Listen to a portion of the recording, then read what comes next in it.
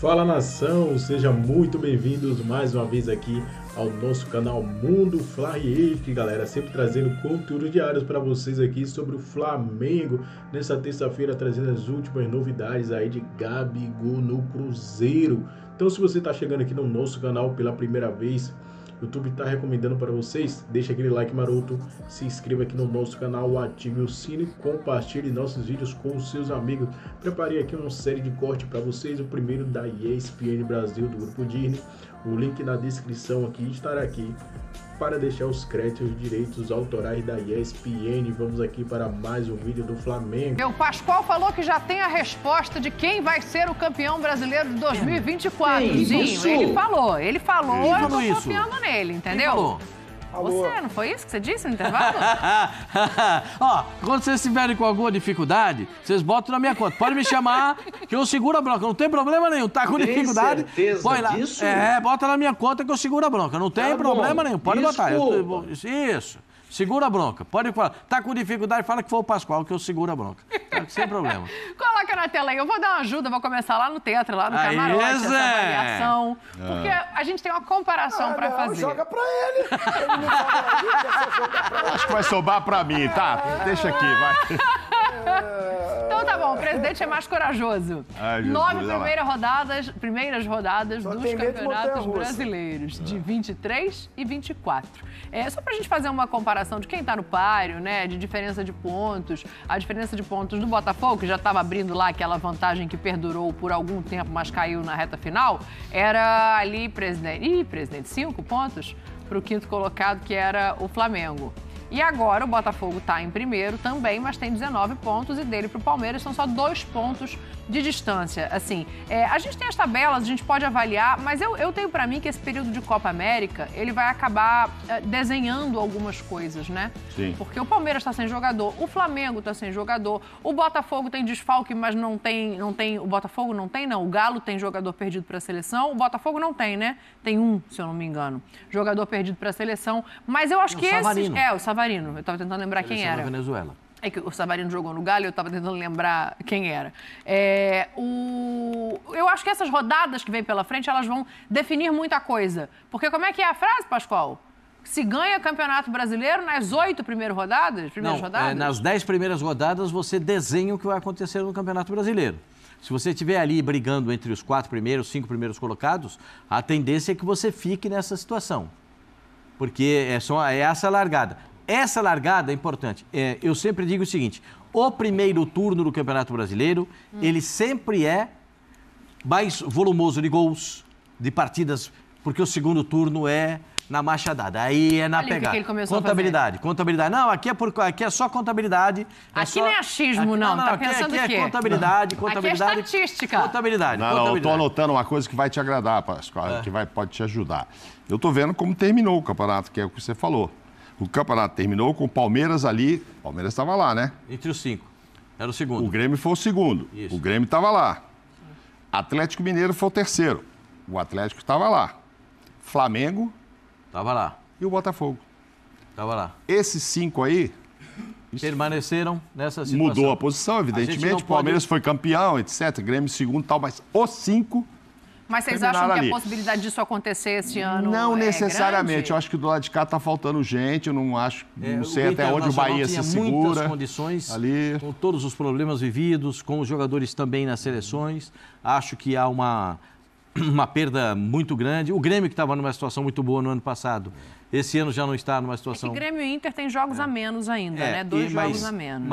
Mas a gente tem que ponderar a respeito dessa situação de Grêmio e de Internacional.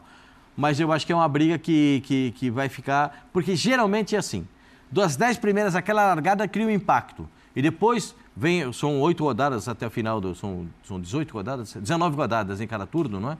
19 rodadas. E aí, não falei nada, fiquei quieta. E aí depois, no segundo turno, os jogos são muito mais acirrados, aí vira muito empate, há uma transformação grande no Campeonato Brasileiro. Então eu acho que quem largou bem, a tendência é se manter bem. Se vai ser campeão ou não, o Botafogo está mantendo uma linha muito interessante, né? Sim. Está se mantendo ali na primeira colocação, só que a diferença começa a ser um pouco mais diluída entre os demais concorrentes. É que eu acho, Mauro, que tem muita gente perto e crescendo de produção. Assim, o Galo, a gente falar isso hoje parece estranho, né? Mas o Galo é um time que vai crescer. Tá invicto até agora. O São Paulo Sim. vai crescer de produção. O Atlético eu perdi Curiosamente, o ano passado... 10. O que eu acho curioso é o seguinte. Curiosamente, os 5 que estavam... Era a 9ª rodada, era que nem agora. Nona. A gente pegou 9 E com com o 9. número de jogos iguais. Agora, desse ano tem Que essa agora coisa de Grêmio o Inter, se e tal. vencer os 2 jogos a menos, ele estaria ali na vice-liderança. Exatamente, e tal. Mas, assim, é até curioso Desculpa, que os 5... com 17. Estaria mas os 5 que estavam ocupando as 5 primeiras posições terminaram o campeonato nas 5 primeiras. Uma ordem invertida, evidente. O Botafogo chegou a abrir mais vantagem até do que o Palmeiras aí, mas depois, enfim, todo mundo sabe que o Palmeiras foi campeão, o Grêmio foi segundo, etc. Mas é curioso, esses 5 se mantiveram. Sim. Se mantiveram. Mudaram de posição, mas ficaram. Acho que isso não vai acontecer com esses 5 do lado de cá. Sabe? Vejo Botafogo, sim, podendo ficar ali, Flamengo e Palmeiras. Mas Bahia e Atlético vão ter muita concorrência. Aí entra o que você está falando, O Inter se ganha 2 jogos, ou ainda é o São Paulo. Não sei se o Fluminense vai conseguir uma reação espetacular ainda, acho meio difícil. Mas dos 5, a gente pode guardar esse quadro aí, daqueles 5, para ver se 3, pelo menos, não vão estar entre os 5 no final. Sim. Palmeiras, Botafogo e Flamengo. Eu acho que estarão, sim. Esses vão brigar pelo título. Ozinho, eu fico coloco o pensando Atlético quem é. ainda. Então, é que o Atlético Não, eu estou tá falando nesse dos 5, momento, é que ele isso não está tá ali. falando. Senão a gente vai para o Inter, não sei quem. Estou O Mauro falando tá meio São que Paulo. abrindo para Bahia e Furacão Brigarem não com os outros. estarem Para necessariamente brigar com entre os os outros. 5. Mas os 3 eu acho que estarão entre os 5, sim. Esses 3 vão brigar pelo título. O Botafogo está muito bem, o Palmeiras, como sempre, regularidade, o Flamengo pelo elenco. Acho que esses 3 brigam e aí entram outros 2 ou 3 para brigar, porque não são 14. A gente começa o campeonato e fala que o campeonato brasileiro é difícil, tem 20 pelo título, não é. Também não é tudo isso, não são os 20. Mas esses 3, com certeza, e aí ganhando a concorrência quando igualar o número de jogos do Inter, se ele conseguir chegar ali. São Paulo, é o que você falou, é times que podem entrar na briga ali. Então, são Bahia e Atlético Paranaense ali vão ter que lutar para permanecer ali, porque terão muitos concorrentes. Quem são, Zinho, para você, esses concorrentes, assim? Porque se a gente pega a tabela agora, ela é uma tabela traiçoeira. Se você olha a colocação do Fluminense, você, você chegou hoje no futebol, você olha a colocação do Fluminense, você descarta o Fluminense de qualquer briga na parte de cima. Eu não descarto, porque eu acho que o meio do ano vai modificar muita coisa também no futebol brasileiro, além dessa Copa América com desfalques importantes. Eu não coloco o Fluminense para essa disputa de título, não. Eu ainda 5 primeiros, acredito que com mudanças... Não, então, para título, mas para brigar, para ficar ali no G6, eu acho que o Fluminense tem condições de se recuperar. Precisa melhorar muito, né? Mudar muita coisa ali. Tem gordura para isso, tem jogadores para isso, tem treinador para isso. Eu ainda acredito no trabalho do Diniz, com certeza. Muito pressionado, muito cobrado, mas acho que para título não, mas para ficar entre os 6 e aí pensar na Libertadores, sim. E aí concentrar forças, né, na Libertadores, né, que o Fluminense está também.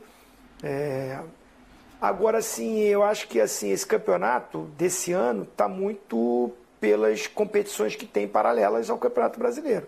Primeiro, essa não parada na Copa América, como vai ser o comportamento das equipes que tiveram mais prejuízos sendo desfalcadas. Isso vai ditar muito, porque a gente não está falando de 1, 2, 3 jogos, são 9 jogos, né? Sem você contar com muitos atletas. Então isso causa uma diferença. O Inter e o Grêmio, o problema, né, que não estão jogando em casa devido à tragédia, infelizmente estão sendo prejudicados porque não tem ali a sua casa, o seu campo, a sua torcida próxima. Está dando show a torcida do Grêmio e do Inter, lotando outros estádios. Mas é diferente, gente, é diferente. Além dos desfalques. Então tem muita coisa que pode ser um campeonato diferente. E de aparecer times que a gente não colocaria como candidatos a título. Que é o Bahia, que já está figurando ali, o Atlético Paranaense. O Bahia não está em outra competição, né? Tirando o Campeonato Brasileiro. O Bahia tem... Já tinha caído na Copa do Brasil. Copa do Brasil caiu? Copa do Brasil, né? Não, eliminou o Criciúma, tá na Copa do Brasil. Não tá? Tá. Tá. Então tem Copa do Brasil ainda, tem Copa do Brasil. Mas eu acho que assim, você se concentrar nas Copas, e a gente sabe que na hora de uma decisão de poupar, o prejudicado é o Campeonato Brasileiro. Porque como o mata-mata requer que você vá com a força máxima, sempre se poupa no Campeonato Brasileiro. Então tem equipes que não tem também um elenco para isso tudo. E isso pode causar uma diferença. Então eu acho que tem muita coisa para acontecer. Esses 5 que hoje estão aí, tá bom, o Flamengo tem um elenco maravilhoso, mas está sofrendo. O Palmeiras também tem. O Atlético está lá embaixo, está sofrendo. Eu acho que recupera. Mas eu acho que nesse sentido, um São Paulo, dependendo do que aconteça na Libertadores, Copa do Brasil, se fosse se concentrar só num Campeonato Brasileiro, poderia ter mais chances. Então isso vai ditar muito para mim, a Copa América, os desfalques e as competições paralelas para a gente já apontar um favorito. Esses que estão aí são favoritos, mas eu não descarto um São Paulo, um Atlético Mineiro e o Inter. Se o Flamengo passar bem, pelo que o Zinho está falando, né? Pela lógica de perder jogadores e tal. Se o Flamengo passar bem por esse período de Copa América, então, pelo elenco que tem com todo mundo voltando, vira um candidato forte.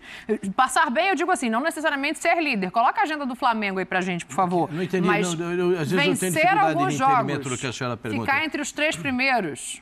Se o Flamengo tem condições de ganhar o Campeonato Brasileiro... Passando bem por essa fase de desfalques. Porque olha aí os jogos. Posso responder com uma letra só? Não, peraí, pô, escolhe a tabela aí enquanto tá todo mundo fora. Estou falando do Flamengo, o tamanho do elenco do Flamengo, a qualidade que tem no Flamengo. Tem certeza disso? Puxa vida, claro que eu tenho certeza. De tanto que tem o Flamengo. Nós vamos falar do Flamengo agora? Então, rapaz, Flamengo se empolgou. é tão diferente você falar do Flamengo, porque você vê as coisas, o time do Flamengo é diferente dos outros, gente. Mas peraí, o Flamengo tem desfalque de muitos uma bacia de jogadores. desfalque. Então olha para aqueles 6 jogos e diz quais deles que o Flamengo não é o favorito. Se vai ganhar, não sei. Mas olha lá pro jogo. Até o Fla-Flu. Mauro, você me ajudou, cara. Até o Fla-Flu. Boa, Mauro. Na condição que tá o Fluminense hoje. Você entendeu? Não é favorito? Aonde? Ali? Quem é? Não é favorito contra o Bahia porque é jogo em casa, né? Se fosse fora, eu não sei se era favorito ou não. Fla-Flu. A fase do Não Fluminense sei, com os desfalques que tem, não é é ruim, esse favorito, mas eu tô... Fala, Zinho. Não, você falou aí que o Flamengo, por jogar em casa, é o favorito. Contra o Bahia? Mas qual o time do Flamengo que vai entrar contra o Bahia? O Bahia tá completinho. Sim. Tá completinho. O Flamengo, o Léo Ortiz se recuperou? Não Como há é que tá informações o se ele está se Henrique da recuperando. O disposição? Cebolinha e o Alan voltaram a treinar com o grupo, que já é uma boa notícia, mas... Sabe? É uma ótima notícia, ótima notícia. O que eu quero saber, assim, aquele time que eu vi contra o Atlético Paranaense, que foi muito bem, me surpreendeu pelo tanto de desfalque que tinha, para mim, volto a repetir, foi até melhor do que o Atlético Paranaense, por todas as condições. Jogar contra o Bahia, que está encaixadinho com o Rogério, que é briga até buscar a liderança do campeonato, porque os dois estão ali próximo do Botafogo. Então, assim, não é um favoritismo assim não, gente. Se não voltar ninguém e ainda perder o Léo Ortiz, eu não sei nem qual time que vai ser escalado. Vai ter que ter mais Deixa eu te ajudar nessa escalação. Quer dizer, eu não. Sabe quem está assistindo a gente, Mauro? Nossa amiga Letícia Marques. Ah, que maravilha. É setorista do Globoesporte.com, cobre o Flamengo diretamente, diariamente. Ela está assistindo a gente, ela mandou aqui. O Léo Ortiz está recuperado. Aí, sim. Ótimo. Só boa notícia. Jogou muito bem contra o Atlético Paranaense. Foi muito bem contra o Atlético Paranaense. E por aí não pra volta minha surpresa, porque eu jogaria com um garoto, o Igor Jesus, mas esse se machucou, então foi ele e ele foi muito bem. É uma ótima notícia, mas é um jogo bem parelho. Não, todos os jogos, mas não. O Bahia está se apresentando. O que a Dani está levantando é que o Flamengo vai ter muita dificuldade de passar por essa fase. Eu acho que não é muita. O Bahia não é favorito contra o Flamengo. O Flamengo não é favorito, ok, mas o Bahia também não é. Juventude e Flamengo. O Juventude é o favorito? Não, aí não. Então, o que eu quero dizer é que desses 6 jogos, o Flamengo tem condição de fazer muitos desses 18 fazer muitos, que vai fazer com que ele continue no bolo, que é o que você quer Os próximos dizer. jogos do Flamengo. Mas se ele tá com todos os jogadores, era muito melhor, né? Ah, não, mas a pergunta não é... Não, mas é... Isso é óbvio, né? Mas não estamos falando isso. A pergunta é outra, né, Zinha? É como esse time... Troca Rascaeta e Dela Cruz por um fogão usado. O que nós estamos falando é óbvio. Não, pode vencer? Pode vencer? Pode vencer. Mas que vai ter dificuldade, vai ter. Não, lógico que esse time aí não é melhor. Esse time aí não é melhor do que o Flamengo Qual que é a completo. conta? Pô. Quantos pontos o Flamengo faz nesses 6 jogos aí? Aí é muita bola de cristal. Ó, quantos pontos os outros farão? Mas quantos pontos os outros farão? Quantos pontos os outros farão? Eu acho que assim, desses 18 pontos, ele faz o suficiente, porque os outros também não vão fazer 18. Não tem nenhum bicho-papão. Palmeiras vai fazer 18? Pra perguntar não quantos sei, pontos tem que olhar a faz tabela do Palmeiras. 18? É. Esse aí? 16. Que isso, Pascoal? É muito. Empata 2. Então.